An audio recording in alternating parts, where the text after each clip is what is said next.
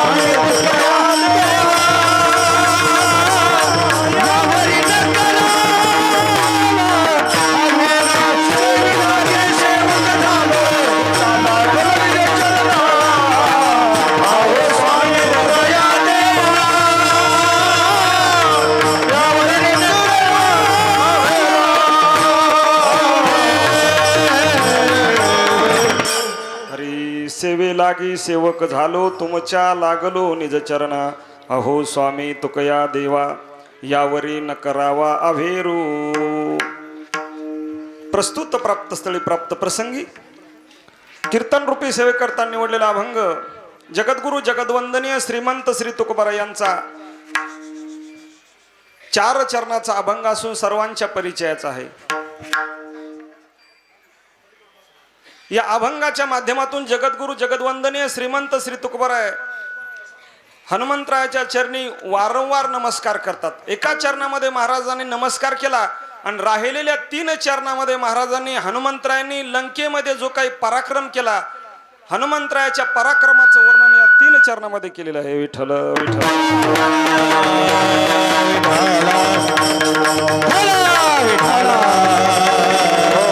अभंगावर बोलण्यापूर्वी थोडासा परिहार द्यायचा तो असा आपल्या सगळ्यांना ज्ञात आहे मागील अनेक वर्षाची ही परंपरा आहे.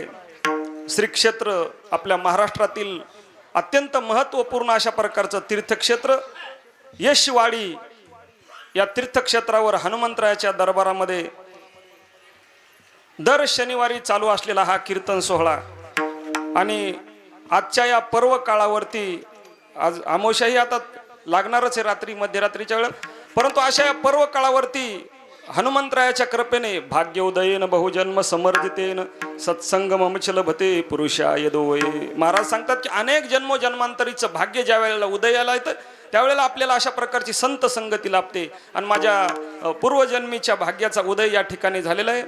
हो हनुमंतरायाच्या दरबारामध्ये हनुमंतरायाच्या कृपेने सेवा करण्याचा योग आला. या सेवेकरता उपस्थित असणारी ही गुणीजन मंडळी विचार केला तर एक एका होनी बळीरे महाराष्ट्रातील नामवंत अशा प्रकारची ही मंडळी आहे. आमचे गुरुवर्य हरिभक्तपरायण आदरणीय रामभाऊ महाराज काजळे महाराज या ठिकाणी उपस्थित आहेत आणि महाराजांचा हा सगळा शिष्य परिवार नामवंत अशा प्रकारची मृदंगाचार्य मंडळी नामवंत अशा प्रकारची गायनाचार्य मंडळी आणि आपणही वयोवृद्ध तपोवृद्ध ज्ञानवृद्ध अशा प्रकारचे श्रोते मंडळी मातृ भगिनी आपण सगळेजण प्रभू तुम्ही महेशांची मूर्ती मी दुबळा अर्चितसे भक्ती मनोनी बोल जरी का गंगावती तरी स्वीकाराल की. हनुमंतरायाच्या दरबारामध्ये आपल्या सगळ्यांच्या आशीर्वादाने जो काही आपल्याला नियोजित वेळ आहे त्या वेळेच्या आतमध्ये या अभंगाच्या पदापदाचं चिंतन करण्याचा प्रयत्न करू. विठ्ठल विठ्ठल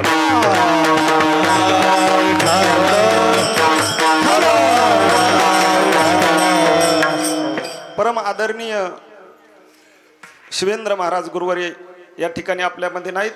नर्मदा परिक्रमा करण्याकरता बाबाजी गेलेले तर बाबांच्या जीवनामधील हे फार मोठं खडतर अशा प्रकारचं तपश्चर्य आहे आणि हनुमंतरायाच्या कृपेने बाबा हे सगळं तप आपल्या जीवनामध्ये करत आहेत.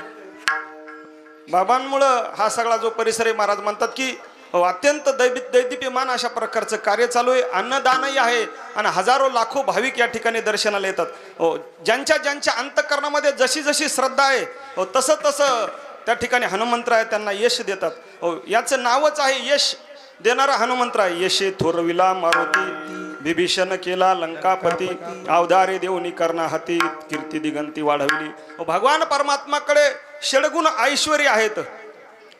ऐका यशश्री औदार्य ज्ञान वैराग्य ऐश्वर्य हे साही गुणवर्य वस्ती जेत. हे 6 गुण भगवान परमात्मानं आपल्या 6 भक्तांना दिलेले आहेत. त्यापैकी यश नावाचा जो गुण आहे तो हनुमंतरायाला दिलेला आहे. यश नावाचा गुण हनुमंतरायाला दिला म्हणून आपण सगळ्यांनी वारंवार हनुमंतरायाला नमस्कार केला तर आपल्या जीवनामध्ये अपयश कधीच येणार नाही. यश देणारी ही देवता आहे. महाराज म्हणतात बल बुद्धी विद्या देहुम. बळ आणि बुद्धी देणारे त्याच्यापैकी तर महाराज म्हणतात 8 गुण आपल्याला हनुमंतराय देतात. त्याच्यामध्ये बळही आहे, बुद्धी आहे, यश आहे, स्त्री आहे. हे सगळे गुण देण्याचं औदार्य हनुमंतरायामध्ये आहे. आणि त्या हनुमंतरायाच्या कृपेने आज ज्यांचं अन्नदान आहे, परभणीतील नामांकित अशा प्रकारचा आढाव परिवाराच्या वतीने हे सगळं अन्नदान आहे. आणि हा सगळा कीर्तन सोहळा हनुमंतरायाच्या कृपेने आपण या ठिकाणी हनुमंतरायाचं नामस्मरण करण्याचा प्रयत्न करू. विठ्ठल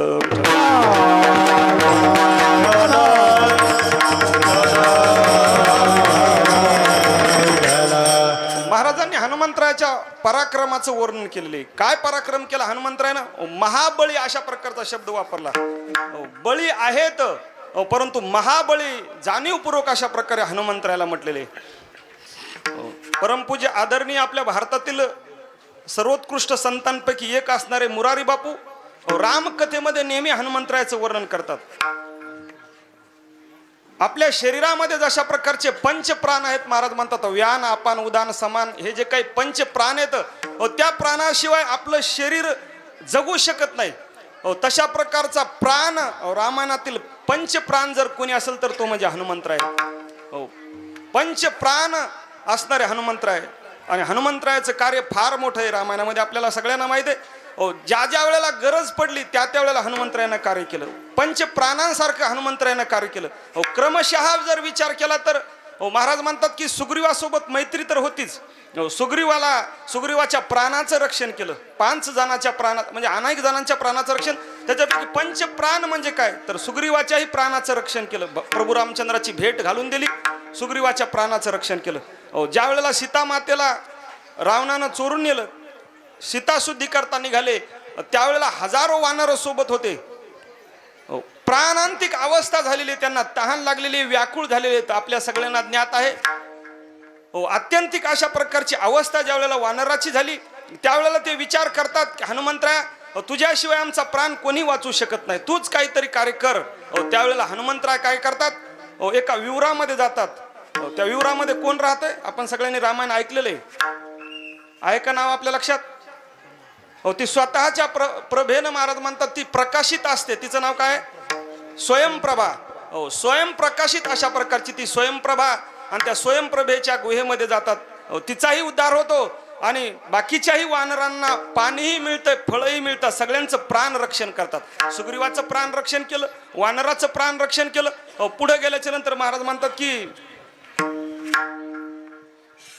विभीषणजीला प्रभू रामचंद्राची भेट घालून दिली. त्याच्याही पुढे जाऊन महाराज म्हणतात की लक्ष्मणजींचा प्राणांचं रक्षण केलं.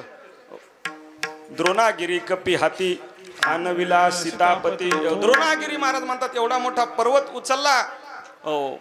विचार केला तर भगवान श्रीकृष्ण परमात्म्यानं महाराज गोवर्धन पर्वताला फक्त काय लावली? करंगुळीच लावली. परंतु मोठ्या माणसाने महाराज थोडं जरी काम केलं तर त्याचं नाव सगळ्या पेपरामध्ये येते. एखाद्या नेत्यानं बघा टीका जर खाल्ली, श्रमदान जर केलं तर फलाण्याने म्हणले श्रमदान केलंय, पण आमचा शेतकरी रात्रंदिवस टीकाशीनच खांदायला, त्याचं कुठं नाव नाही. तसं हनुमंतरायानं द्रोणागिरी इकून तिकडं एवढा मोठा पर्वत उचलला पण कुठं नाव नाही. परंतु या बाबानं महाराज म्हणतात निस्ती करंगुळी लावली तर नाव काय पडलं? गोवर्धन गिरीधारी. गोवर्धन गिरीधारी. बडो की होत बडाई गरीब को पूछे ना कोई. महाराज म्हणतात की बडो की होत बडाई गरीब को पूछे ना कोई. हनुमान कितने भी पर्वत उठाए तो गिरधर कहे ना कोई. एवढं मोठं काम केलं पण कोणी गिरधर म्हटलं नाही. यांनी बडो की होत बडायचं असो. महाराज म्हणतात किसको क्या मिले ये सब किस्मत का खेल है. किस्मत का खेल है. महाराज म्हणतात प्रारब्धाचा हे. आणि किसको क्या मिले ये सब किस्मत का खेल. विभीषण को मिली लंका और हनुमान को मिला तेल. हनुमंतरायाला फक्त तेलच मिळालं. एवढं मोठं काम केलं. पाठीमागं राहणारे महाराज म्हणतात जशा प्रकारे नामा म्हणे आम्ही पायरीचे चिरी. पायातले दगड कधी दिसत नसतात, कळस मात्र चमकत असतो. तसं हनुमंतरायानं जे कार्य केले महाराज म्हणतात तो रामायणाचा पाया आहे. पायातले दगड कधीच दिसत नसतात. पायामुळेच महाराज म्हणतात ही जी इमारत आहे ती मजबूत आहे. ज्या ज्या वेळेला इमारत मजबूत दिसत असेल त्या त्या वेळेला पायाच्याही दगडाचा आपण विचार केला पाहिजे. विठ्ठल विठ्ठल.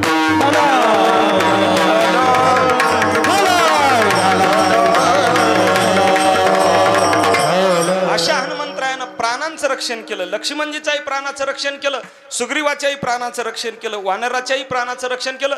त्याच्याही पुढे जाऊन महाराज म्हणतात की भरत भेटी समय, भरताला ज्या वेळेला 14 वर्ष पूर्ण होतात प्राण त्याग करतात. भरत नदीमध्ये प्राण त्याग करायला निघाले त्यावेळेला हनुमंतरायानं प्राणाचं रक्षण केलं. भरताच्या सांगितलं प्रभू आलेले आहेत, प्राण द्यायची गरज नाही. अशा प्रकारे आपल्या शरीरातले जसे पंच प्राण आहेत तसे पंच प्राण रामायणातलं जर कोणी असेल तर ते म्हणजे हनुमंतराय. विठ्ठल.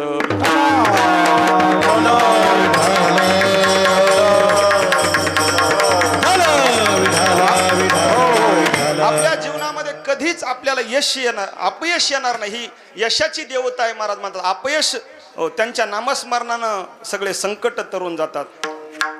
भूत पिशाच निकट नाही आवे, महावीर जब नाम सुनावे. नासे रोग हरे सब पीरा, जपत निरंतर हनुमत बीरा.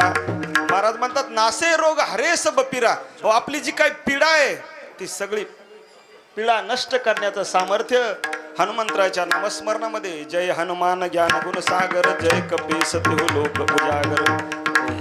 ज्ञानाची देवता सगळ्या देण्याचं सामर्थ्य हनुमंतरायाच्या कृपेमध्ये. हनुमंतरायाच्या कीर्तनामध्ये आमचे राम महाराज या ठिकाणी समोर येतं. त्याच्यामुळं राम कृपेनंच आपलं सगळं कीर्तन यशस्वी होणार आहे. आदरणीय महाराजांचं खूप प्रेम आहे वारकरी संप्रदायावरती. सोमठाण्यामध्ये आपली भेट झाली होती. अनेक वर्ष झाली त्याला. महाराज वाजवायला होते आणि त्यावेळेला मी नवीन होतो. आता बी नवीनच आहे, तुमच्या बाबतीत समोर मी नवीनच आहे. पण जसं काय हनुमंतराय बुद्धी देतील तशा प्रकारचं बोलण्याचा प्रयत्न करतो. विठ्ठल.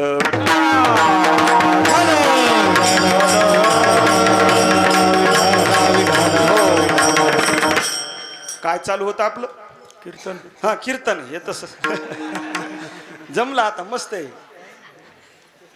बुद्धीची देवता असणारे हनुमंतराय. महान अशा प्रकारचा पराक्रम हनुमंतरायाचा आहे.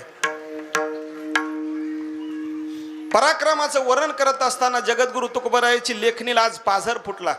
हो, विचार केला तर हनुमान एवढे मोठे जगद्गुरु तुकोबाराय महाराज म्हणतात की तुका झालासे कळस, भजन करा सावकाश. आपल्या वारकरी संप्रदायाच्या कलश स्थानी असणारे जगद्गुरु तुकोबाराय पण हनुमंतरायाला सुद्धा काही काही गोष्टी विचारतात.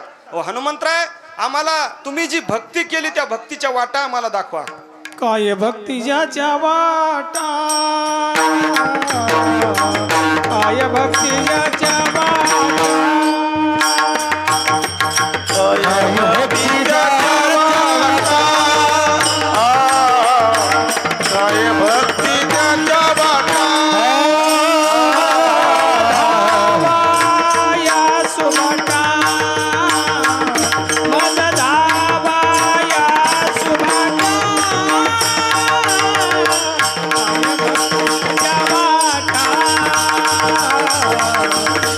भक्ती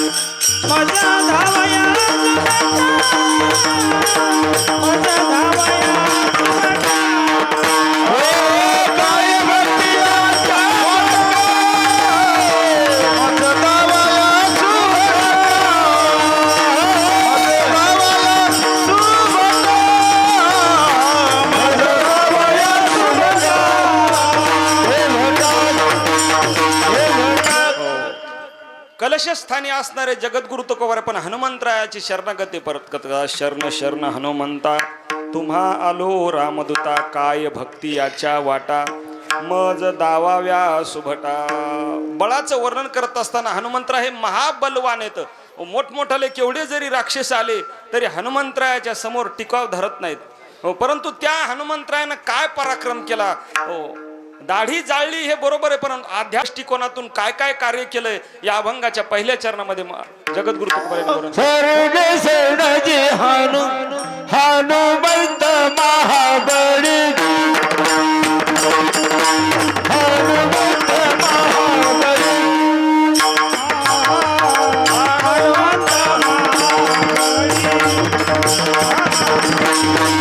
हनुमंत महाबळी हनुमंत महाबळी हनुमंत महाबळी हनुमंत महाबळी हनुमंत महाबळी दारुणावनाची जाणी दाढीलांबर पत झाले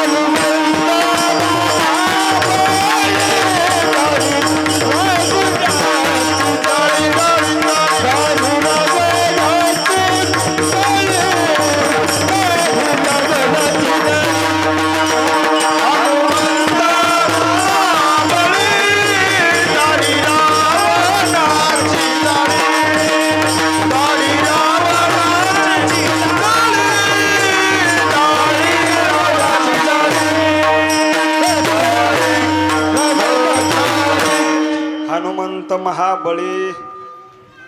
हो, गायनाचार्यामध्ये आज सगळे महाबळीच येत हाय गईत नाही. हो, महाराजांसाठी एकदा जोरात टाळ्या वाजवा या सगळ्या. हो, बरं झालं आले. हनुमंत महाबळी दाढी रावणाची जाळी जगद्गुरु जगदवंदनीय श्रीमंत श्री तुकोबाराय म्हणतात. हो, एवढा मोठा पराक्रम हनुमंतरायानं केला. काय तर दाढी जाळली महाराज म्हणतात. दाढी विचार जर केला तर काही शंकाही आपल्याला उपस्थित होतात.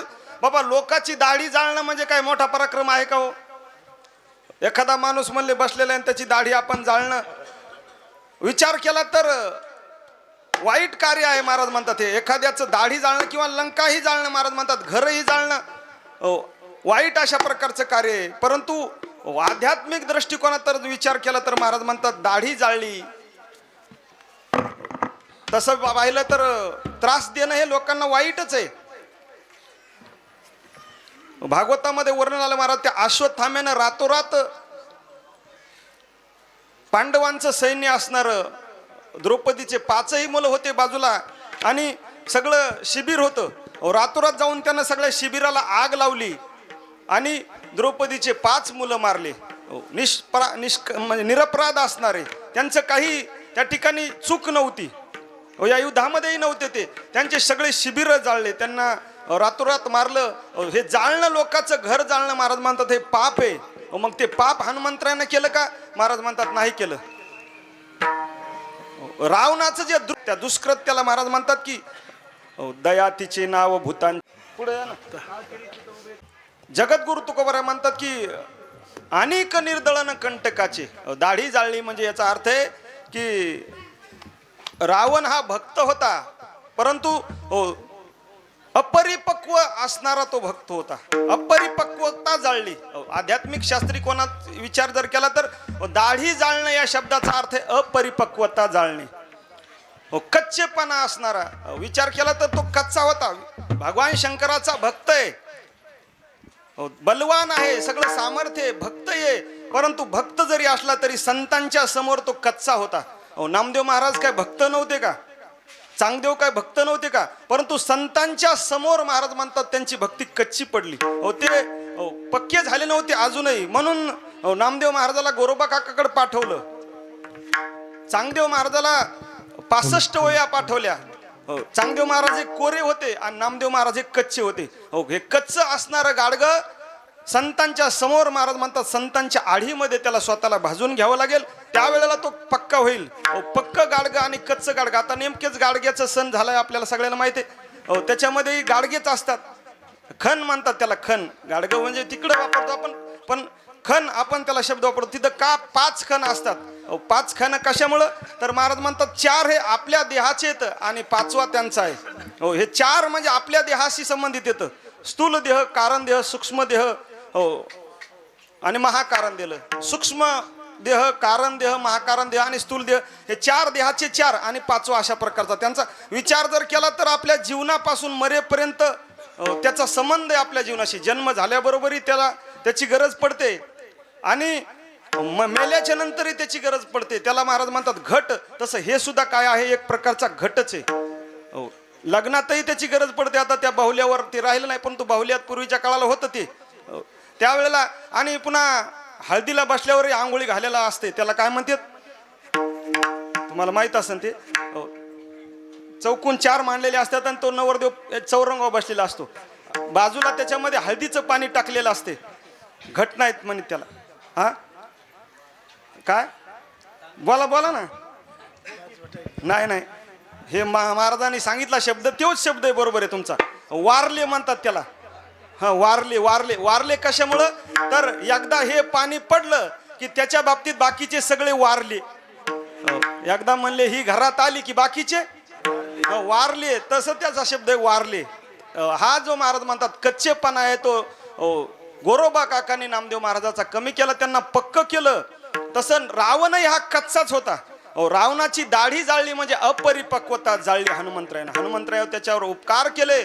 अपरिपक्व असणार फळही असो का माणूसही असो महाराज आपल्या जीवनामध्ये त्याचा काही उपयोग होत नाही. जगद्गुरु तुकोबाराय म्हणतात की अपरिपक्व असणार फळ ज्या वेळेला पिकत आहे त्यावेळेला ते गोड लागत आहे. जगद्गुरु तुकोबाराय म्हणतात आमच्या जीवनातही तशाच पद्धतीचा अनुभव आम्हाला पिकली असेंद कडू पण गेले, पिकली असेंद कडू पण गेले, पिकली असेंद कडू पण गेले, पिकली असेंद कडू पण गेले. पैसे मागिले पांडुरंगे, पैसे मागिले पांडुरंगे, काम क्रोध लोभनी माझे ठाईत, काम क्रोध लोभनी माझे ठाईत.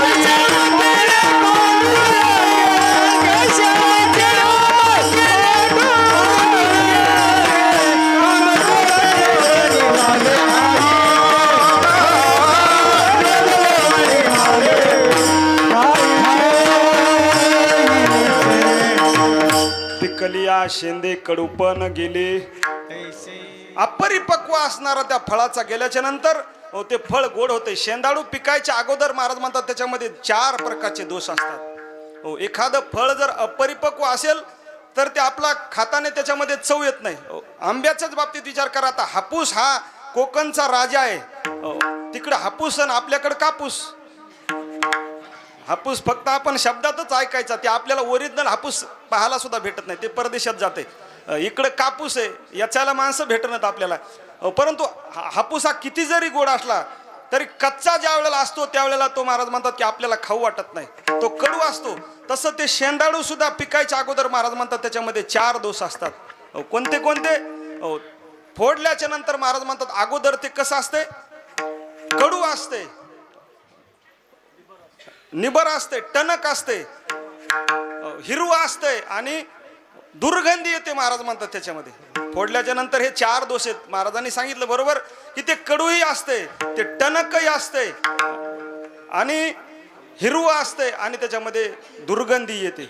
अशा प्रकारचे 4 दोष येतं. पण पिकल्याच्या नंतर महाराज म्हणतात त्याच्यातला कडूपणाही निघून जातो, निबरपणाही ते कशाने जरी चिरलं तरी महाराज म्हणतात ते चिरतं, म्हणजे निबरपणाही जातो त्याच्यातला, त्याची दुर्गंधीही जाते आणि टणकपणाही जातो. हिरवा रंग जो आहे तो बदलून पिवळसर अशा प्रकारचा रंग येतो. हे 4 दोष जशा त्या शेंदाडात असतात तसं आता हे सुद्धा शेंदाडूच आहे ना. होय आपलं शरीर म्हणजे काय माणसामध्ये शेंदाडासारखं निबर लागायले.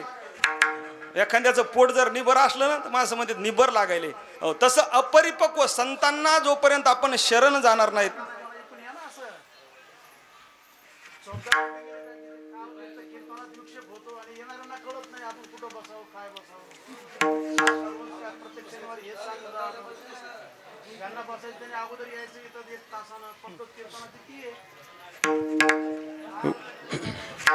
विठ्ठल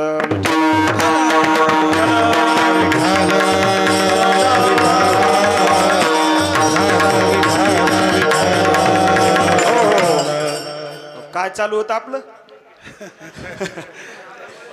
निब्बरपणा असतंय आता निब्बरपणाच हे सगळीकडे ते महाराज जाऊ दे आता काय करता. कीर्तने विक्षेप महाराज म्हणतात विक्षेप हा होऊ नये पण आता आपल्याला वेळ बी कमी आम्हाला बी तिकडे भागवताला लई लांब जाते वाघीच्या पलीकडे वडी इथून 50-60 किलोमीटर पण वेळेमध्ये आपण कार्यक्रम थोडा वेळ राहिला आपल्याकडे 45 मिनिट आहेत तेवढ्या वेळामध्ये अभंगाचं चिंतन करण्याचा प्रयत्न करू. विठ्ठल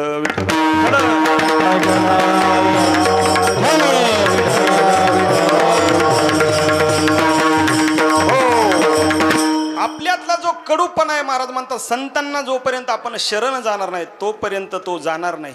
हो इतका कडूपणा आहे. काही काही माणसं इतके कडू असतात. हो कडू हा शब्द महाराज आपल्याला सामान्य जिभेने उच्चारत नाही. त्याला जर बोलायचं असेल तर आपली जीभ अशी कडवट करावी लागती त्यावेळेला ते शब्द त्या ठिकाणी आपल्याला बरे वाटतात. नाही तर गोड आणि कडू याच्यातला फरक आपल्याला बोलण्यातूनच आपल्याला व्यक्त करावा लागतो. इतके कडू असतात. आता शकुनीच्या बाबतीत विचार केला तर शकुनी किती कडू होता. स्वतःचे भाषे सुद्धा त्याच्या डोळ्यात देखत मेले. पांडवही मरण पावले आणि कौरवही मरण पावले. हो यानं इतकी आग लावली की याच्या डोळ्यात देखत सगळे मरण पावले. हो इतका हा दुर्जन असणारा इतका हा कडू होता. तशा प्रकारचा तो कडूपणा महाराज म्हणतात आपल्या अंतःकरणातला संतांना शरण गेल्याशिवाय जाणार नाही. तसा रावण हा कडूही आहे आणि कच्चाही होता. मी सांगत होतो कच्चा म्हणजे किती तर भगवान शंकर परमात्म्याची एवढी भक्ती करत असताना तो कच्चा ठरला संतांच्या समोर. 16 सहस्त्र त्या सुंदरा कामिनी माझी मुखरणी मंदोदरी. जगद्गुरु तुकोबाराय म्हणतात की 80 सहस्त्र त्या थोडी स्मरणशक्ती कमी अधिक झाली 80 सहस्त्र असणाऱ्या सुंदरा कामिनी माझी मुखरणी मंदोदरी. मंदोदरी मुख्य पटराणी 80,000 स्त्री आहेत तरी सुद्धा माता सीतेकडे बघण्याचा त्याचा दृष्टिकोन बदलला. हा 80,000 ज्याच्या कांता मुख्य मंदोदरी पतिव्रता. मुख्य मंदोदरी असणारी पतिव्रता आहे. 5 पतिव्रता आहेत त्याच्यामध्ये मुख्य मंदोदरीचा उल्लेख आला. अहिल्या द्रौपदी सीता तारा मुख्य मंदोदरी पतिव्रता. मुख्य असणारी मंदोदरी पतिव्रता आहे. एवढं सामर्थ्य पतिव्रतेच आहे. अनेक वेळेला सांगितलं मालक तुम्ही प्रभू रामचंद्राची सीता प्रभू रामचंद्राला देऊन टाका. पण कच्चेपणा जोपर्यंत होता तोपर्यंत समजलं नाही. सीता मातेला आणलं आणि हा जो कच्चेपणा होता दाढी जाळणं याचा अर्थ रावणाचा अपरिपक्वपणा हनुमंतरायानं जाळला. हनुमंतरायानं सांगितलं तू अपरिपक्व आहेस. एवढा मोठा भक्त जरी असला तरी प्रभू रामचंद्राला जर प्राप्त करायचं असेल तर हा अपरिपक्वपणा हा कच्चेपणा हा टणकपणा जोपर्यंत जात नाही तोपर्यंत प्रभू रामचंद्राची तुला प्राप्ती होणार नाही. विठ्ठल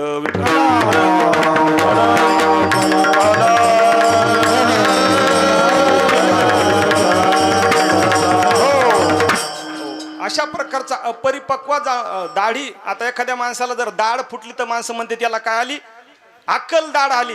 ती अक्कल दाढ याची राहिली होती हनुमंतरायामुळे आली.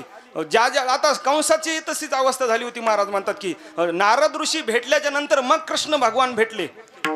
नारद ऋषींनी सांगितलं आणि नारदाच्या सांगण्यावरून नारदानं जो उपदेश केला त्या उपदेशाच्या माध्यमातून महाराज म्हणतात त्याला ध्यान लागलं भगवान परमात्माचं. एवढं ध्यान लागलं चराचरी कृष्ण दिसत से चराचरी कृष्ण दिसत चराचरी कृष्ण दिसत से चराचरी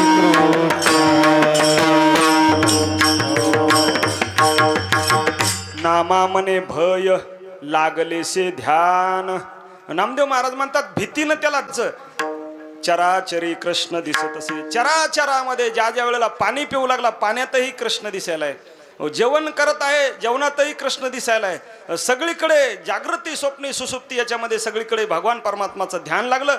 हे कशामुळे घडलं तर नारदाच्या सांगण्यावरून घडलं होतं. महाराज म्हणतात नारद ऋषींची भेट झाली तसं हनुमंतरायाची भेट झाल्यामुळं महाराज म्हणतात दाढी रावणाची जाळी. संतांच्या समोर महाराज आपण आपला परमार्थ किती जरी असला महाराज म्हणतात केवढा जरी असला तरी संतांना जोपर्यंत आपण अपेक्षित अशा प्रकारचा परमार्थ करणार नाही तोपर्यंत आपण कच्चेच आहोत. आपला कच्चेपणा संतांच्या समोर आपण दाखवला पाहिजेत. म्हणून महाराज म्हणतात ज्ञान गिळोनी गावा गोविंद. हे आपलं झाकलं पाहिजे. तर ज्ञानोबराज अशा प्रकारे म्हणतात नाना कृषीवळू आपले पांघरवली झाकले. महाराज म्हणतात की पेरणी आपण सगळे शेतकरीच आहोत. पेरणी केल्याच्या नंतर पाठीमागून काय करावं लागते.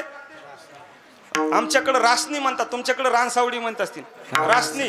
रासनी या शब्दाचा अर्थ आहे की पेरल्यापासून ती राशीपर्यंत नेते त्याला म्हणायचं रासनी. म्हणजे रास आपल्या घरी आणते तिला म्हणायचं रासनी. मागून झाकावं लागतंय. नाही जर झाकलं तर मग रातोरात डुकर लागण्याची शक्यता आहे. तुमच्या इकडे आहेत का नाही डुकर.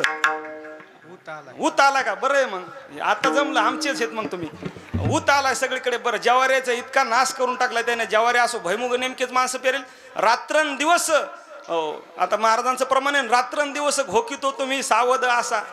तसंच चालू आहे सध्या. डुकर म्हणाले रात्रंदिवस घोकितो तुम्ही सावध असा. नाहीतर भैमुगाचं काय खरं नाही. तुमच्या भैमुगाचा नाही भरवसा. हो पिकाचा. बरोबर आहे बरोबर आहे. संतांनी तुम्हाला आम्हाला जाग केलं महाराज. वेळोवेळी जाग करणारे संत येतं. ज्या ज्या वेळेला आपण झोपलो महाराज म्हणतात विचार जर केला तर आपण का झोपलो थोडंच होय. इथं सगळे जण टुकू बघायलोत ना. महाराज म्हणतात आपण जागेच आहोत परंतु कुठं बाहेर जागे आहोत. आत कशी येतं आत झोपलेले येतं सगळ्याला माहिती आहे. बोले अबोले जागे बाहेर आतने गेले कैसे घरात घरकुल केले नेनो अंधार ना उजेडले. महाराज म्हणतात आता नेमकं अंधार आहे का उजेड हे काही कळायला मार्ग नाही. हो काय माणसं म्हणतात अजून दिवस नाही निघला आणि रात्र नाही संपली. फटफट झाल्यावर नाही दिसायला म्हणले. काय माणसाला दिसत नाही ते म्हणतात फटफट झालंय. काय माणसाला थोडा कानाचाही प्रॉब्लेम असतो. 2 माणसं बहिरे होते. जाऊ द्या सांगतच नाही का सांगू तुम्हाला तेच ऐकू वाटतंय ना. इतके बहिरे ठार बहिरे. एक जण असं बस स्टँडवर भेटलं एक जणाला. बहिरा झालो या जगी बहिरा झालो या जगी नाही ऐकलं हरी कीर्तन नाही ऐकले हरी कीर्तन नाही केलं पुराण श्रवण नाही केले पुराण श्रवण नाही वेदशास्त्र पठण नाही वेदशास्त्र पठण कर्मी पहिला झालो त्या गुणी आणि पहिला झालो या जगी पहिला झालो या जगी पहिला झालो या जगी पहिला झालो या जगी पहिला झालो या जगी पहिला झालो या जगी पहिला झालो या जगी पहिला झालो बहिरा केले हरी कीर्तन. तिकडं नाही महाराज म्हणतात तिकडं आम्ही बहिरे होतो. इकडं मात्र सगळ्या संसाराच्या गोष्टी आम्हाला ऐकू येतात. आता महाराज भारुड म्हणणार आहेत त्याच्यामुळे त्याला ते राहवलं नाही. बरं झालं ते काय हरकत नाही. भारुडा म्हणण्यात ते खूप पटायत. आम्हाला तिकडे शेगावच्या वाटानं भेट होती त्यांची पळशीवर आमची. बहिरा असणारी अवस्था आहे. आता जाऊ दे ते राहू दे विशेष बहिऱ्याचा. पुढे चलू आपण. हनुमंतरायाचा जो कच्चेपणा होता का सांगूच. बरं जाऊ द्या. बरं सांगतो तुमच्या मनात काय आला रुख हे बस स्टँडवर भेटलं कोण बहिर. बरं पुढचं तसंच पुढचं बहिरच होतं. हे म्हणलं कुठं चालले बाजारला चालले काय. ते म्हणलं नाही बाजारला चाललो हाय का. आता हे म्हणलं बाजारला चाललं काय. ते म्हणलं नाही बाजारला चाललो. हे म्हणलं बरं मला वाटलं बाजारलाच चालले काय कोण हाय का कोणाची कोणाला मिळ. तुका म्हणे ताळा नाही त्याची अवकळा. एक म्हातारा असं राम मंदिराकडून घराकडे निघालं. मोठा खडा खांदलेला होता. खड्यातच पडलं ना. खड्यात पडलं. 12-1चा टाइम कीर्तन ऐकून निघालं बिचार. परंतु घरामध्ये असणारा म्हातारा त्याचा सोबतीच होता. यानं म्हाताऱ्याला आवाज द्याला. म्हणला राम भाऊ झोपले काय. ते म्हणला हो झोपलो. भाईऱ्या म्हणला मी पडलो. हे म्हणलं माझा पडा आता पडायचा टाइम झालाय. कोणाला मेळ नाही. तशी अपरिपक्व अवस्था आहे. माणसाला महाराज ह्या गोष्टी लयच आवडल्या. आता मी सांगत नसतो जास्त, परंतु लटिके ते रुचे साच कोणाही न पचे. विनोदाची कथा गोड, विनोदाची कथा गोड वाटे, विनोदाची कथा गोड वाटे, विनोदाची कथा गोड वाटे. देवाचे चरित्र नावडे सर्वथा, विनोदाची कथा गोड वाटे,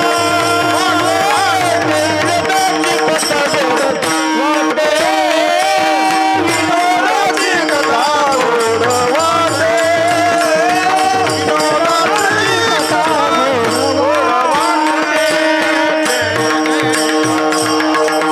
विनोदाची कथा गोड वाटे, देवाचे चरित्र नावडे सर्वथा. असो, अपरिपक्वता संतांच्या समोर टिकू शकत नाही. हो, चांगदेवाला महाराज म्हणतात मुक्ताबाईनं उपदेश केला. बाई म्हणण्याच्या ऐवजी सगळ्याची आई ठरल्या मुक्ताबाई. मुक्ताई आदत्रय जननी देवाची. हो, तिन्ही देवांना महाराज म्हणतात की त्यांनी काय केलं, जन्म दिला, त्यांचं पालन पोषण केलं. ज्ञानोबराय, सोपान काका आणि निवृत्तीनाथ यांना महाराज म्हणतात त्यांचं पोषण केलं, म्हणून आदत्रय जननी देवाची. त्यांच्या समोर असणारे नामदेव महाराज कच्चे ठरले आणि गोरोबा काकाला सांगितलं तुमच्या हातातलं थापटण्यानं त्यांना काय करा, कच्चे का पक्के बघा. त्यावेळेला नामदेव महाराजांना म्हणतात त्या अखंड जयांना देवाचा शेजार, कारे अहंकार गेला नाही. यांचा अहंकार अजून गेला नाही, हे कच्चे येतं. आणि गोरोबा काकाच्या त्या आढीमध्ये ते भाजून निघाले. चांगदेव महाराजही कोरे ठरले. उसाच्या शेजारी एरंडाची झाडे, तरी का गोडी नाही आली बरे. उसाच्या शेजारी एरंडाचे झाडं, परंतु उसाच्या माध्यमातून रस निघतो उसातून पण एरंडातून. म्हणून काय काय माणसं म्हणते एरंडाचं गुऱ्हाळे. ते कशाचं गुऱ्हाळे? एरंडाचं. त्याच्यातून काय रसही निघत नाही, ते गोडही लागत नाही. तशा पद्धतीनं हे सगळं महाराज म्हणतात आपण संतांच्या संगतीमध्ये जरी राहिलो तरी एरंडासारखं न होता बोरी सारखं झालं पाहिजे. बोरी, बाभळी, चंदनाच्या संगतीत त्यांना हे होतंय. चंदनाच्या संगतीमध्ये बोरी, बाभळी, चंदन होतात, परंतु एक झाड असे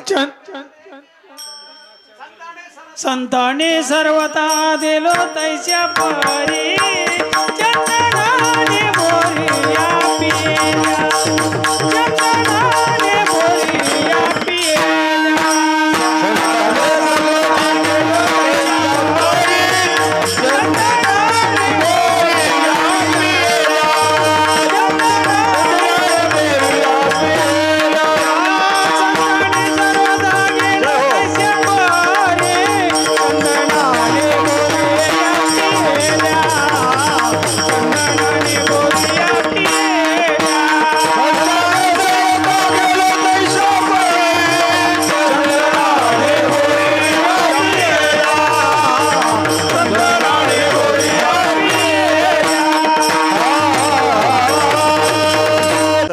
केलो तैशा परी, चंदनाने बोरी व्यापिल्या.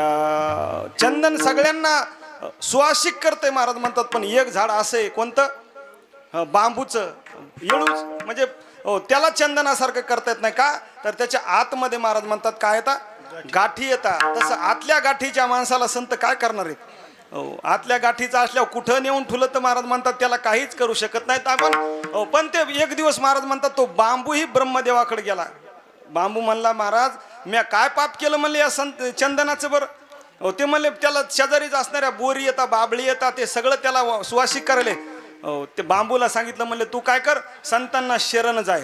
आणि जो बांबू संतांना शरण आला महाराज म्हणतात की अगोदर पूजा कोणाची होती मग बांबूची. हा झेंड्याला तो सहकार्य करतो आणि अगोदर पूजा मग त्याची होते. म्हणून संतांमध्ये ते सामर्थ्य. चंदनाचे हात पायही चंदन, परिसा नाहीही न कोणी अंगी. महाराजांनी अनेक दृष्टांत दिले संतांच्या बाबतीमध्ये. चंदन कमी वाटलं त्यांना म्हणून परिसाचा दृष्टांत दिला. परिसही कमी वाटला म्हणून पुढं महाराज म्हणतात दीपा नाही पाठी पोटी अंधकार. हो, दिव्याचा दृष्टांत दिला, पण तो दिव्याचाही दृष्टांत कमी वाटला. आणि मग चौथा दृष्टांत दिला महाराजांनी, सर्वांगी साखर अवघी गोड. साखर म्हणले कोण्या अंगानं गोड आहे कोण्या अंगानं कडू आहे, सर्व अंगानं ते गोड आहे. तशा प्रकारे संत आहेत. महाराज म्हणतात, तुका म्हणे तैसा सज्जना पासून पाहता अवगुण दिशेच ना. त्यांच्या ठिकाणी अवगुण नाही, उलट आमच्या मधले अवगुण काढण्याचं सामर्थ्य संतांमध्ये आहे.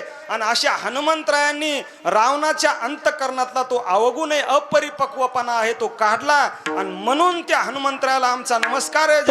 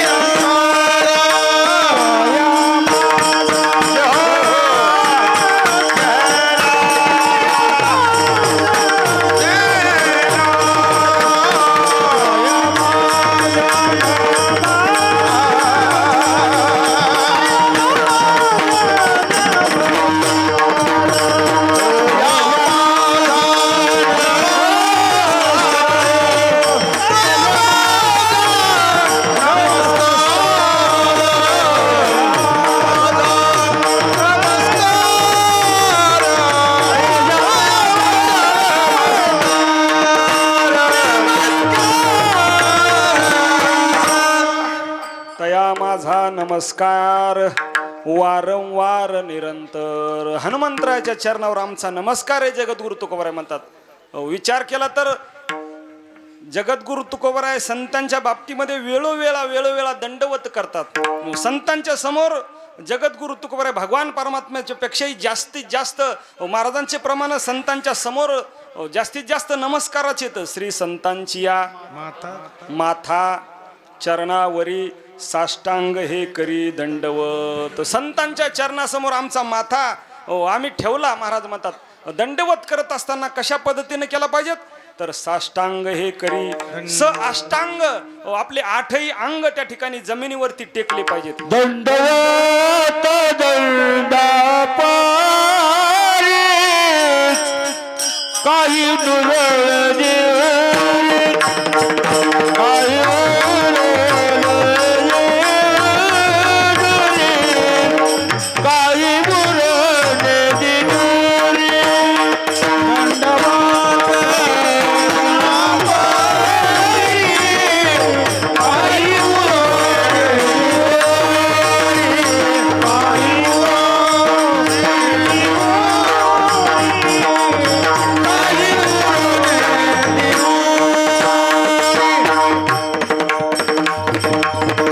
दंडवत दंडा परी काही उरी नुरावी. हा, काही उरी नुरावी म्हणजे उरी आपल्याला माहित आहे कशात असती उरी, नांगरटीत. हा, नांगरटीत उरी जर असली तर मग तिथं पाणी जात नाही.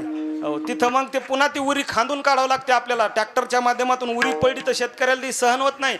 अशा प्रकारे महाराज म्हणतात आपण दंडवत करत असताना आपला काहीच भाग उरू नये, सर्व अंगानं साष्टांग पद्धतीनं दंडवत केला पाहिजे. जसा काठी जमिनीवर टाकल्याच्या नंतर सर्व अंगानं टेकते. आणि काय ठेवलं पाहिजे संतांच्या चरणावर, तर महाराजांनी माथा अशा प्रकारचा शब्द वापरला. का माथा म्हटले, तर आपल्या शरीरातील महत्वपूर्ण भाग जर काही असेल तर तो म्हणजे आपला माथा आहे, आपला डोकं आहे, मस्तक आहे. डोक्यापेक्षा महाराज म्हणतात माथ्याचा भाग, माथ्याची शिव सांगितली आपल्याला. माथा कशाला समजायचंय, तर भुवई पासून पार लगे मग आता काही काहीची शिव जरा लांब आली, उन्हानं होतंय, काही विचार करू होतंय. आता बाबा तुमची शिव चांगलीच पुरळ गेली यायची, म्हणजे माग केस गेलेत. दोन्ही केसांच्या मधला जो भाग आहे त्याला म्हणायचं माथा. आता सगळ्यात चांगली जमीन कोणती असती हो? हा माथ्याची, माथ्यावरली. तसं हे सुद्धा ही जमीन आपली माथ्यावरची आहे. नाही, सगळ्यात महत्वपूर्ण भाग आहे आपल्या शरीराचा. शेतात जुने शेतकरी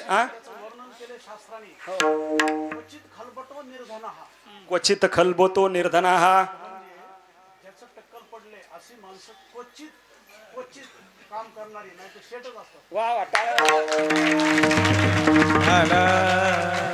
बरोबर आहे, बरोबर आहे. आता तुमचं सामर्थ्य तुम्हाला माहित आहे. माझ्या लक्षात नव्हतं तुम्हाला टोपी होती म्हणून मी तुमच्याकडे बघितलं.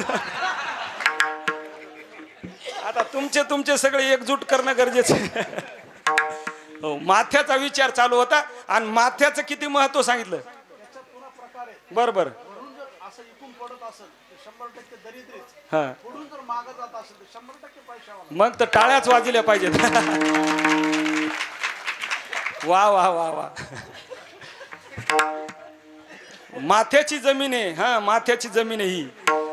त्या जमिनीमध्ये महाराज म्हणतात किती जरी पाऊस पडला तरी चिबडत नाही, आणि किती जरी उघाड पडली तरी ते वाळत नाही. त्याला म्हणायचं माथ्याची जमीन. आणि असा जो माथा आहे आपण संतांच्या चरणावर ठेवला पाहिजेत. या ठिकाणी आपण गंध का लावतो, महाराज म्हणतात इथं आज्ञाचक्र आहे. आपल्या मेंदूमध्ये जे काही सामर्थ्य आहे त्या या ठिकाणाहून राहते. आपली विचारशक्ती जी आहे ती या ठिकाणाहून चालू राहते. आज्ञाचक्र इथं म्हणून आपल्याला गंध लावला जातो. इथं आपण सगळे आता महिला मंडळी या ठिकाणी कुंकू लावतात. कुंकू लावण्याच्या पाठीमागे आध्यात्मिक शास्त्र आहे. महाराज म्हणतात कुंकू का लावायचं, तर कुंकू तयार करत असताना पूर्वीच्या काळामध्ये त्याच्यामध्ये चिचुके सुद्धा टाकत होते. चिचुके ज्या ठिकाणी विंचू चावला तिथं जर चिचुका उगाळून लावला तर ते आग जी आहे ती शांत करते. म्हणून इथं जर कुंकू लावलं तर त्या चिचुक्यामुळं काय होतं, तर किती जरी डोकं तापलं, घरामध्ये 4-5 जण असतात, इतक्याच्या सगळ्याच्या भाकरी करायच्या असतात, उन्हाळा दिवस आहे, सगळा घाम अंगाला येतो, 2-2:30चा टाइम आहे, अशाही अवस्थेत भाकरी करायला लावल्या तरी तिचं डोकं तापत नाही. हे कुंकवाचं महत्व आहे महाराज. आता हे कुंकवाचं महत्व आहे, पण टिकल्याचं अजून काय महत्व कळालं नाही. कळाल्याच्या नंतर लवकरच तुम्हाला सांगण्यात येईल. विठ्ठल विठ्ठल.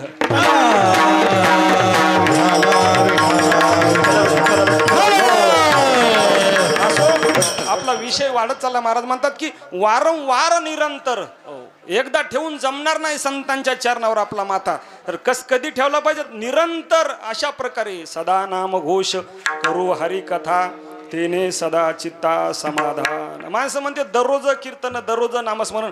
काय करायचं, कौरक करायचं हे. पण महाराज म्हणतात आपल्या इंद्रियांना ती सवय लागलेली आहे, आणि एकदा ती इंद्रियाला जर सवय लागली तर महाराज म्हणतात पुन्हा जसं जगद्गुरु तुकोबाराची अवस्था झाली होती की नाही जरी नामस्मरण घेतलं तरी त्यांचे रोम रोम सुद्धा नामस्मरण करतात. आपण जागृतीमध्ये जर नामस्मरण केलं तर स्वप्नामध्ये, झोपीमध्ये आपले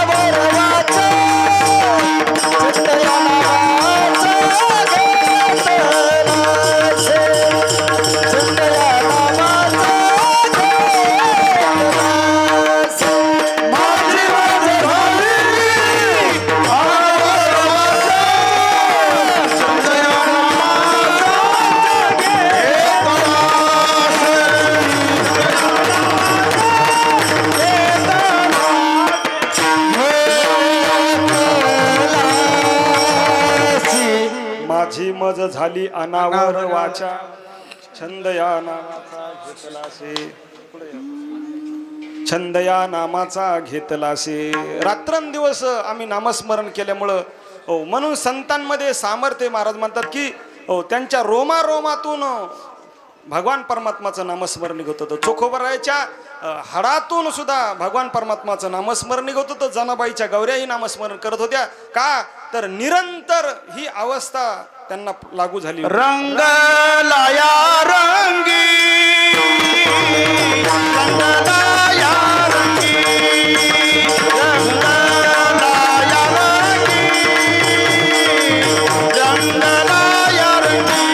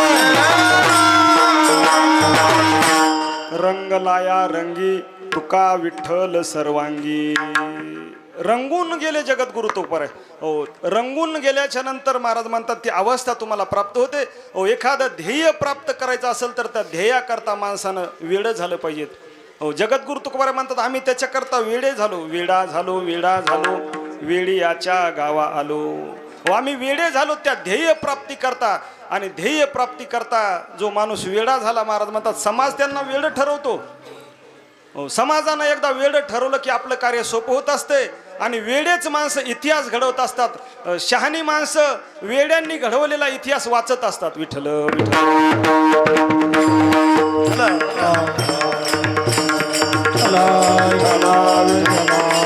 तल्लीन झाले होते रामरत्न महम जाने न जाने रत्न अन्यथा बाकीचे रत्न आम्हाला माहीत नाहीत हनुमंतराय सीतामातेला सांगतात माताश्री ओ फक्त आम्हाला त्या भगवान परमात्म्याचं नामस्मरण माहिती आहे बाकी आम्हाला काहीच माहीत नाही हो हनुमंतरायानं देह सुद्धा रामनामामध्ये समर्पित केला भगवान परमात्माची सेवा करत असताना देवाचीही सेवा केली देशाचीही सेवा केली संतांचीही सेवा केली सगळ्यांची सेवा करत असताना हनुमंतरायानं स्वतःला झोकून दिलं त्या कार्यामध्ये आणि म्हणून हनुमंतरायाची संगती ज्यांना ज्यांना मिळाली मग तो भलेही काल यवन जरी असला महाराज म्हणतात काल यवन कोण होता तो संत नव्हता पण संताचं त्यानं सोंग घेतलेलं होतं हो त्या काल यवनाला ज्या वेळेला हनुमंतराय शक्ती आणायला जाऊ लागले त्यावेळेला त्यानं विलंब लावण्याकरता तिथं थांबला होता तो काल यवन उलट सुलट रामायण सांगू लागला कालनेमी हो काळ यवन मला वाटतं कृष्णचरित्रातलं आता भागवत चालू असल्यामुळे थोडं बरं झालं सांगितलं तुम्ही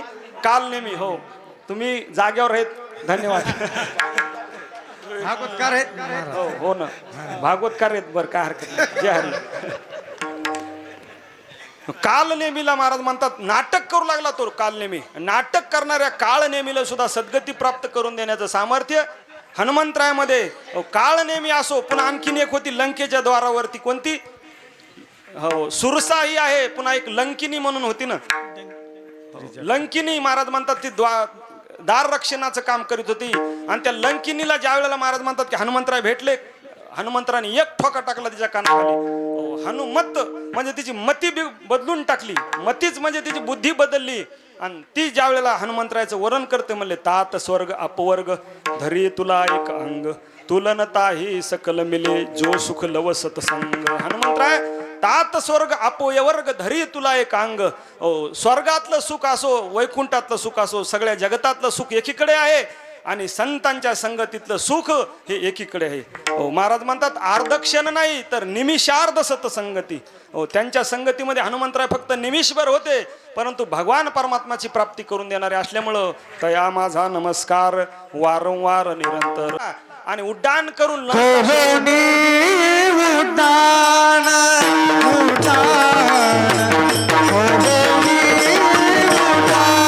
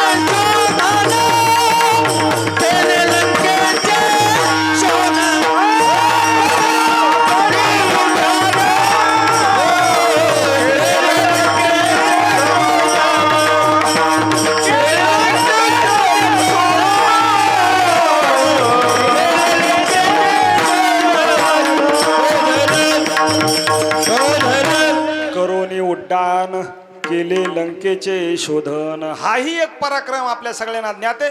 उड्डाण केलं 400 कोसांचा समुद्र, पलीकडे जायचंय कोण? हो बरं जातो म्हणले आपण, पण अलीकडे वापस येणं ते काय सोपं आहे का काय? अलीकडे वापसही यावं लागेल. त्यावेळेला जांबवंतजीच्या लक्षात आलं की म्हणले हनुमंतराय तुमच्याशिवाय दुसरं कोणीच पलीकडे जाऊ शकत नाही. हे सामर्थ्य हनुमंतरायचं आहे. बळही आहे आणि बुद्धीही आहे. ज्या वेळेला कुरुक्षेत्रावर महाराज म्हणतात की हनुमंतराय कुठं होते? रथावर होते अर्जुनाच्या.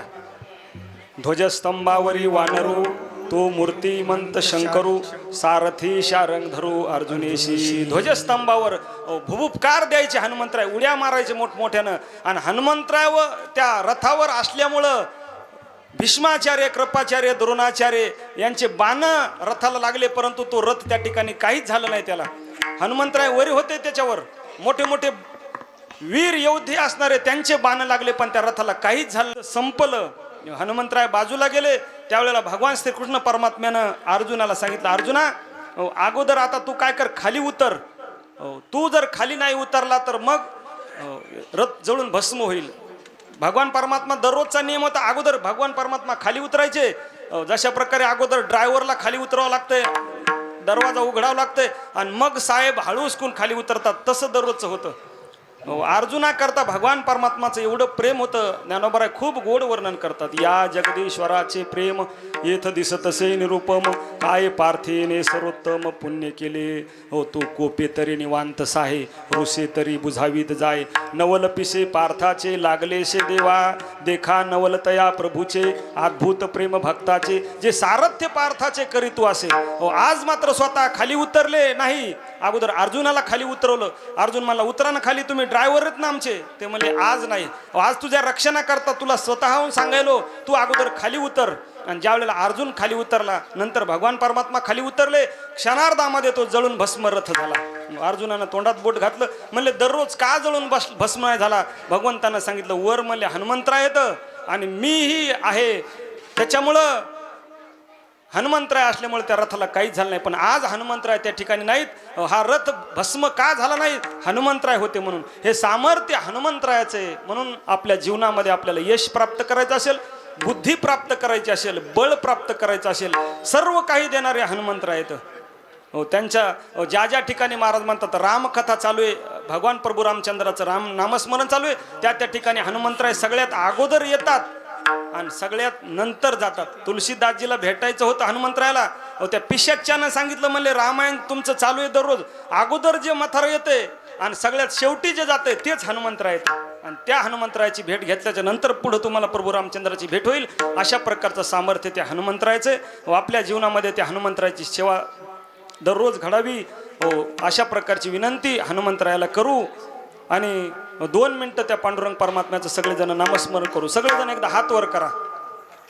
बरोबर 1 वाजता आपल्याला थांबायचंय.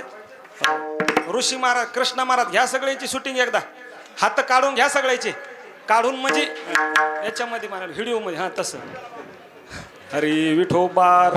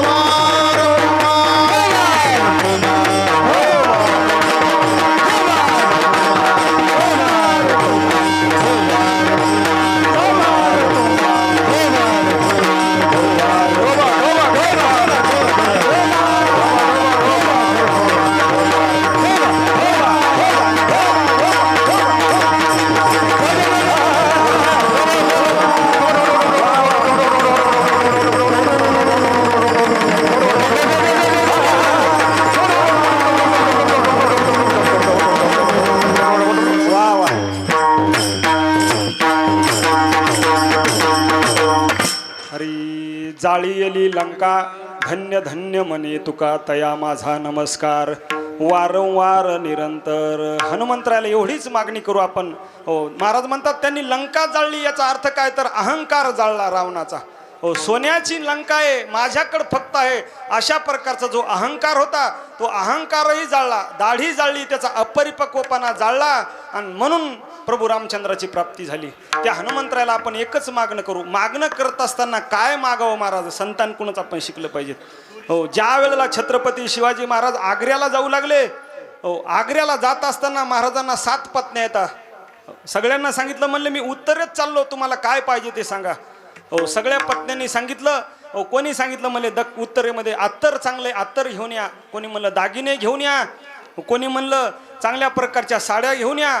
परंतु एक धर्मपत्नी आहे, तिचं नाव आहे पुतळाबाई. जीवन छत्रपती शिवरायांच्या चरणी अर्पण केलं त्यांनी. त्यांना पुत्ररत्न नव्हतं. पुतळाबाईनं सांगितलं, महाराज राजे, तुम्ही जर आग्र्याला जात असतान तर माझ्याकरता फक्त एकच आणा. काय आणू सांगा. त्यावेळेला पुतळाबाईनं सांगितलं, राजे फक्त माझ्याकरता कुंकू जतन करून आणा. माझ्या कपाळाचं कुंकू जतन करून आणा. राजांच्या डोळ्याला धारा लागल्या. सांगितलं, पुतळा बाकींच्यापेक्षा तुझी मागणी अलौकिक आहे, परंतु बाकीच्याची मागणी पूर्ण करता येऊ शकते, पण तुझी मागणी आग्र्यातून वापस येईपर्यंत म्हणले पूर्ण होणार नाही. तुझी मागणी पूर्ण करणं हे सगळ्यात जास्त अवघड आहे, हे सगळ्यात मोठी जोखीम आहे.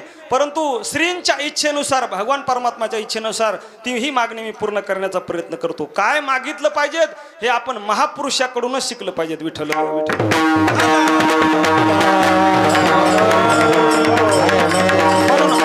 हनुमंतरायाला या पर्व काळावर आपण एवढंच मागू की तुम्ही जशी रामप्रभूची भक्ती केली तशाच प्रकारे आमच्या जीवनामध्ये रामप्रभूची भक्ती द्या. जात असताना 1 मिनिटामध्ये महत्त्वाचा मुद्दा आपल्याला सांगून जाईल मी. आपल्या सगळ्यांना ज्ञात आहे, 8 दिवसापूर्वी आपल्या जिल्ह्यामध्ये फार मोठा अपघात झाला. इतका दुर्दैव. वारकरी संप्रदायाचे 2 रत्न, 3 रत्न, गायनाचार्य 1 आणि 2 मृदंगाचार्य, त्यांनी जीवन समजा आपलं भगवान परमात्म्याच्या चरणी समर्पित केलं होतं. एखादं पीक आपण महाराज म्हणतो की कंसापर्यंत सांभाळावं, आता उद्या पाडायचंय, आणि अशा अवस्थेत एखादी टोळ धाड पडावी आणि सगळं पीक नष्ट व्हावं, तशीच अवस्था त्यांच्या घरच्यांच्या जीवनामध्ये झाली. आतापर्यंत मृदंगाची साधना केली आणि नुकतंच कुठंतरी मागच्या शनिवारी अशा बरोबर हो 1 मिनिटामध्ये श्रद्धांजलीचा कार्यक्रम झालेलाच आहे. परंतु हनुमंतरायाच्या चरणी आपण प्रार्थना करू. महाराज म्हणतात त्यांना किती त्रास सहन झाला, तो इतका त्रास सहन झाला. त्यांच्या जीवनामध्ये हनुमंतराला एकच विनंती करू की तुमच्या चरणाजवळ त्यांना वास्तव्य द्या. महाराज म्हणतात की मृदंग ही साधना इंद्रानं केलेली आहे. इंद्र देवतेचं कार्य मृदंग वाजवणं म्हणजे प्रल्हाद स्थालधारी. हो हो बरोबर आहे. इंद्र देवतेनं महाराज म्हणतात तो मृदंग वाजवला. शुकाचार्यांचं वर्णन केलं महाराजांनी. प्रल्हाद स्थालधारी तरलगतितया चोद्धव कंशधारी वीणाधारी स्वर ऋषीश्वर कुशलतया राग करता अर्जुनोवा इंद्रो वादिन मृदंगम जय जय शुकरे कीर्तने ते कुमारा यत्राग्रे भाव भक्त्या सरसरचनया व्यास पुत्रो बभूव. प्रल्हादजी टाळ्या वाजवतात. गायनाचार्य कोण आहेत म्हणले? राग रागिनी गाणारे अर्जुन आहेत. विनाधारी मृदंग वाजवणं म्हणजे इंद्राचं कार्य आहे आणि ते कार्य आपल्या जीवनामध्ये करत असणारे माऊली महाराज, दत्ता महाराज आणि गायनाचार्य आमचे प्रसाद महाराज. महाराजांनी सांगितलं या ठिकाणी महाराजांचा आदेश आहे की जे काही नंबर आहेत आपले फोन पे असतील, व्हॉट्सअप नंबर असतील.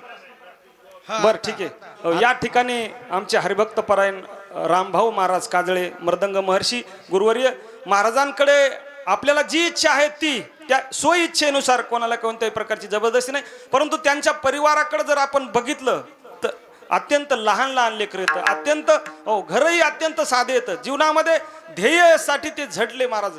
त्या ध्येय प्राप्ती करता स्वतःच्या कुटुंबाकडे कधीच लक्ष देता नाही आलं. आणि जोपर्यंत आपणही आपली अवस्था तशी होत नाही तोपर्यंत ते प्राप्त होत नाही. त्यांना निश्चित ध्येय प्राप्त झालं होतं.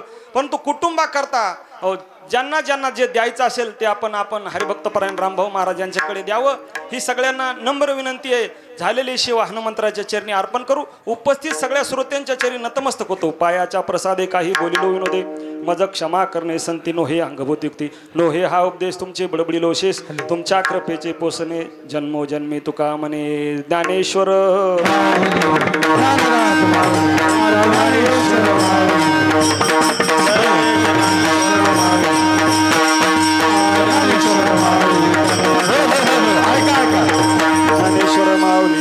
ऐका, या ठिकाणी जे मर्दंगाचार्य आपल्यातून निघून गेलेले त्यांची परिस्थिती खूप बिकट आहे. म्हणून देता येत असेल तर भाऊकड आमच्याकडे या ठिकाणी तुम्ही द्या. आम्ही या ठिकाणी रुमाल घेऊन झोळी करतो. तुम्हाला 10 रुपये, जोगवा 2 रुपये पण रुपया असू द्या. हो, तुम्हाला जे टाकता येतील ते टाका. या ठिकाणी आम्ही जोगव्याच्या माध्यमातून जे काही देता येईल जोगवा म्हणा. जसे पौळ बाबा आमच्या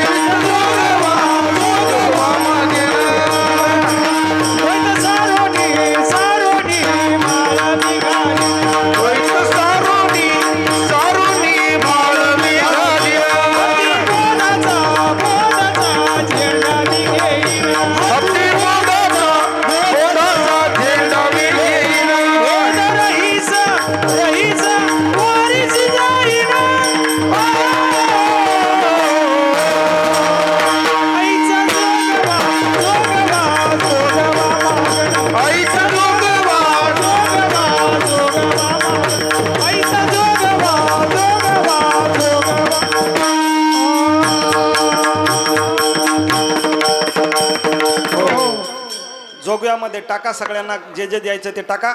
या ठिकाणी उपस्थित असणारे मृदंगाचार्य आणि भजनी मंडळी याच्यासाठी एकदा जोरदार टाळ्या वाजवा. खूप सुंदर अशा प्रकारे महाराजांची सगळी शिष्यमंडळी. आणि विशेष करून एक महत्त्वाची सूचना, या ठिकाणी आमचे जे स्टूबवाले आहेत आमचे हरिभक्त परायण माऊली कीर्तन सोहळा गणेश महाराज चोपडे आणि त्यांचे चिरंजीव कृष्णा महाराज चोपडे यांच्यासाठी एकदा जोरदार टाळ्या वाजवा.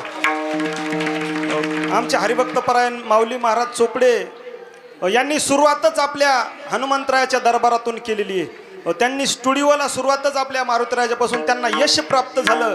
आज जवळपास त्यांचे 1,00,000 सबस्क्रायबर आहेत आणि अशीच उत्तरोत्तर त्यांची कीर्ती महाराष्ट्रामध्ये वाढत जावी हीच आपल्या हनुमंतरायाच्या चरणी प्रार्थना करू. सर्वांना विनंती, माऊली कीर्तन सोहळा या यूट्यूब चॅनलवर आपला सगळा कार्यक्रम राहतो दररोज आणि आपल्या यशवाडीपासूनच माऊली महाराजांनी याची सुरुवात केलेली आहे. म्हणून माऊलीसाठी एकदा जोरदार पुन्हा एकदा टाळ्या वाजवा.